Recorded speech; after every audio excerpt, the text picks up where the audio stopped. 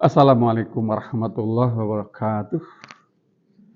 Sahabat-sahabat semuanya, gonjang-ganjing tentang kereta cepat yang WUS disebutnya itu WUS, karena memang di situ ada tanda-tanda WUS kita berhutang. WUS, anak cucu kita yang menanggung. WUS, apalagi nanti yang akan muncul, kita tidak. Kemudian gonjang-ganjing ini sedikit agak diredam kemarin oleh Pak Purbaya, bahwa Pak Purbaya katanya sebagai Menteri Keuangan tidak akan membayar hutang WUS dari uang APBN, dari anggaran atau dari APBN lah seperti itu. Atau dari pajak rakyat lah mungkin tepat-tepatnya. Banyak sekali para pejabat yang waktu itu yang langsung mengeroyok Pak Purbaya. Dengan tujuan mungkin ingin menjatuhkan, sehingga ada kata-kata atau nada-nada seakan-akan supaya Pak Purbaya direshuffle. Saya setuju-setuju saja direshuffle atau tidak direshuffle. Tapi bukan Pak Purbaya yang direshuffle. Para menteri-menteri yang lain yang misalnya yang terlalu sok atau terlalu mendukung terhadap posisi. Gonjang-ganjing ini ramai sekali. Sampai suatu saat, datang berita dari Pak Prabowo sebagai Presiden Republik Indonesia yang ke-8. Beliau dengan gagah mengatakan, saya yang tanggung jawab. Saya yang akan tanggung jawab. Dan saya sudah pelajari semuanya dan segala macam. Tentunya ya saya sebagai manusia atau kita-kita rakyat biasa yang rakyat Indonesia tidak tahu yang dipelajari oleh Pak Prabowo apa, kan seperti itu.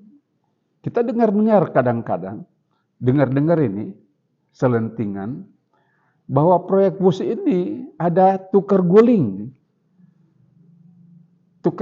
dengan kebijakan menyelamatkan Pak Purbaya, katanya seperti itu. Tapi ada yang dipelajari lagi katanya, kalau WUS ini tidak dibayar, Natuna diambil. Jadi banyak berita yang selebaran ke sana kemari. Sering pangsiur ceritanya itu walau alam tapinya ya. Tapi yang jelas bahwa memang menurut saya bahwa WUS ini adalah sebagai jaminan kalau tidak dibayar Natuna diambil, misalnya seperti itu. Tapi apa iya sih? Kok bisa-bisanya Joko Widodo waktu itu sebagai presiden berani menggadaikan negaranya kepada orang lain hanya untuk gengsi dia. Gengsi dia memiliki atau membuat sebuah kereta cepat di Indonesia yang tidak diperlukan. Yang tidak diperlukan. Dia pernah mengatakan bahwa di Jakarta itu kerugian secara duit 600 triliun. Kemudian di Bandung, di area Jakarta, di daerah Jawa Barat, kerugian dari kemacetan lah ya, sekitar 1.000 triliun.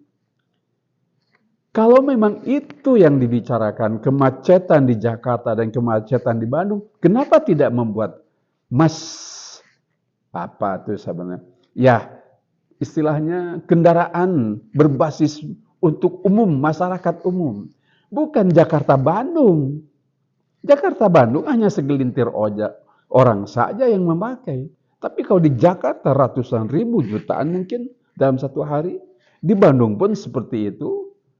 Nah, untuk mengurai kemacetan ini mestinya yang dibangun itu Bandung dan Jakarta. Dengan apa? MRT atau LRT.